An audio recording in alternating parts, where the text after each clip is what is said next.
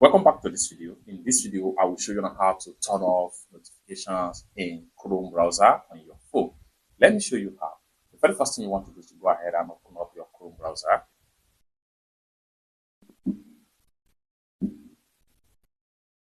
After you open up your Chrome browser, go ahead and click on these three dots from the top corner.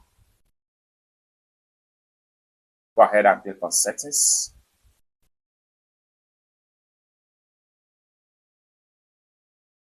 Then scroll down right here.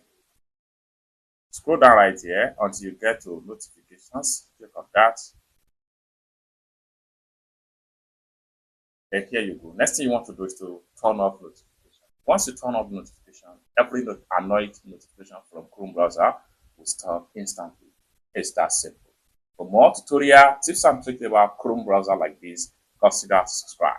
Thank you so much for watching, and I hope to see you in my next video.